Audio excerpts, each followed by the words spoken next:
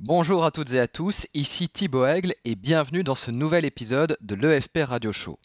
Dans cet épisode, vous allez découvrir que l'évolution vers une société sans cash menace gravement votre liberté financière. Plus le temps passe et plus les taux se resserrent, petit à petit, insidieusement, lentement mais sûrement. C'est triste à dire, mais nous ne vivons plus que dans un simulacre de démocratie. Les impôts ne sont plus débattus ou votés, car le recours à la dette publique pour financer le fonctionnement courant de l'État est devenu monnaie courante, mais la dette n'est rien d'autre qu'un impôt qui n'a pas encore été levé, il n'y a pas d'argent gratuit. Nous ne vivons plus dans un État de droit car l'État promulgue des lois qui défendent la sphère publique et des privilèges au lieu de lois qui défendent le citoyen. Comme le note l'excellent magazine suisse Le Temps, si vous voulez avoir un avis objectif et indépendant sur la situation économique de votre pays, mieux vaut en général lire la presse des pays voisins. Je cite : « La méfiance des autorités envers le citoyen est telle en 2015 que l'argent non contrôlé et certifié par un homme de l'État est considéré comme le produit d'un acte répréhensible. L'argent a subitement mauvaise odeur, ce n'est plus le fruit d'un travail honnête, une récompense que l'on se plaît à détenir. » L'argent liquide est devenu le symbole de l'asservissement du citoyen moderne. Vous le savez, nous vivons depuis plusieurs années maintenant dans un contexte économique et financier qualifié de répression financière par les économistes. Le volet le plus connu d'une répression financière, c'est le maintien des taux d'intérêt à un niveau extrêmement faible pour permettre à un État surendetté de bénéficier de conditions avantageuses pour rembourser sa dette. Au détriment des épargnants, bien sûr, qui prêtent leur argent aux débiteurs, qu'ils prennent la forme d'un gouvernement ou d'une institution financière. Mais l'évolution vers une société sans cash est une mesure encore plus pernicieuse. Pourquoi ? Parce que sous couvert de protéger le citoyen et d'assurer sa sécurité, on le prive progressivement de sa liberté financière. On lui fait peur et on le manipule. On agite l'épouvantail de la sécurité et de la moralité.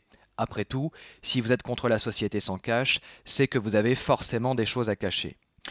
On lui explique que c'est pour son bien, que cela entre dans le cadre de la lutte contre le blanchiment d'argent, le crime, la fraude fiscale et même le terrorisme. Comme si les terroristes ou les criminels étaient assez bêtes pour utiliser cette panoplie de flicage du citoyen. Et puis bon, il faut bien reconnaître qu'une société sans cash, ça vous simplifie la vie. De quoi vous plaignez-vous ? Les procédures s'en trouvent simplifiées comme jamais. Certes, mais là n'est pas le plus important. Comme toujours, pour bien comprendre ce qui se passe, il faut savoir à qui profite cette évolution. Qui a finalement intérêt à promouvoir coûte que coûte cette formidable société sans cash. Vous l'avez sûrement deviné, les principaux instigateurs de cette propagande sont les gouvernements et les banques. Il y a bien quelques acteurs secondaires qui viennent compléter le casting, comme les multinationales qui fournissent les solutions de télépaiement ou les économistes payés par les gouvernements, mais les principaux bénéficiaires de cet asservissement en devenir du citoyen, ce sont bien les gouvernements et les banques. Pourquoi ? Eh bien tout simplement parce que les États, par exemple, sont surendettés. Ils doivent sans cesse lever des impôts, car le potentiel de gonflement de la dette publique devient limité. Aucune transaction, même la plus anodine, ne doit désormais échapper au prélèvement. Les taux frisent le zéro et la dette publique gonfle sans que la croissance revienne.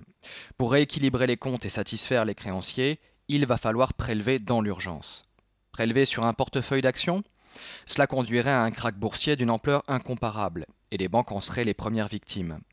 Prélever sur des livrets ou sur l'assurance vie ? Possible, mais cela conduirait également à un krach obligataire cette fois. Alors que le cash, c'est autre chose. Le cash, c'est facile à prélever. C'est de la trésorerie toute fraîche, disponible immédiatement. Et comme les 3/4 des Français laissent dormir leur argent sur leur compte courant. Pour les banques, c'est l'aubaine du siècle. Vous le savez, le système bancaire actuel repose sur un mensonge, celui de vous faire croire que l'argent que vous déposez sur votre compte courant vous appartient. En réalité, une fois déposé sur votre compte courant, votre argent ne vous appartient plus. Il travaille ailleurs et vous devenez créancier de votre banque avec les risques que cela comporte.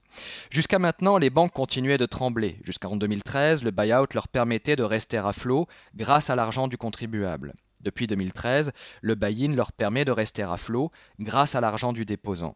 En théorie. Car dans la pratique, vous aviez toujours la possibilité d'anticiper la faillite de votre banque en retirant votre argent. Et si tous les déposants faisaient la même chose au même moment, eh bien la banque n'avait plus qu'à mettre la clé sous la porte. Les années à venir ressembleront à un rêve éveillé pour les établissements bancaires. Plus besoin de craindre le bank run massif avant de geler les retraits, comme à Chypre ou en Grèce, puisque vous serez privé purement et simplement de la faculté de retirer vos billets. Votre argent sera prisonnier et vous ne serez qu'un créancier de votre banque. Dans un tel système, mieux vaut que vous soyez persuadé que votre argent vous appartient toujours lorsque vous le déposez sur votre compte bancaire, parce que dans le cas où la confiance disparaîtrait, eh bien ce sont les autorités qui vous imposeront cette confiance, quitte à utiliser la force en faisant primer l'intérêt général bien sûr. Si vous êtes toujours sceptique, je vous propose un petit florilège des décisions prises récemment ou en passe de l'être. La France a rendu illégales les transactions en espèces de plus de 1 000 €, abaissant ainsi la limite précédente qui était de 3 000 €. En France toujours, l'anonymat sur les opérations de change sera limité à 1 000 € au 1er janvier 2016. La France et Tracfin demandent la suppression du billet de 500 €. En Italie maintenant, l'Italie a rendu toute transaction en espèces supérieure à 1 000 € illégale. Le Danemark s'apprête à interdire le cash. L'Espagne interdit les transactions en espèces au-dessus de 2 500 €. Et enfin, les banques américaines Chase Manhattan puis JP Morgan ont interdit à leurs clients de déposer des espèces dans les coffres qu'ils louent. Etc. etc. Mon conseil, débancarisez-vous. Dans le cadre du séminaire de l'EFP, je reviens en profondeur sur les différentes stratégies de débancarisation à votre disposition. Vous y découvrez notamment les pièges à connaître absolument pour éviter de vous faire réquisitionner votre argent et le point sur les fausses bonnes idées, le rôle joué par les métaux précieux dans la réorganisation du système monétaire international actuel et pourquoi vous devriez privilégier l'argent alors, les stratégies qui vous permettent d'investir sur les marchés actions sans risquer de voir vos titres disparaître du jour au lendemain en cas de crise financière grave. Et enfin, le véritable fonctionnement du système financier actuel et ce que le gouvernement et les banques voudraient évidemment vous cacher. Alors si vous avez aimé cet épisode de l'EFP Radio Show, eh bien n'hésitez pas à cliquer sur j'aime. Et si vous souhaitez apprendre à gagner votre indépendance financière et bénéficier notamment de plus de 2 heures de vidéos gratuites, eh bien il vous suffit de vous inscrire en cliquant sur le lien rouge et blanc qui s'affiche sur votre écran ou sur le lien présent dans la description de la vidéo juste en dessous. Et je vous dis à tout de suite de l'autre côté. Salut!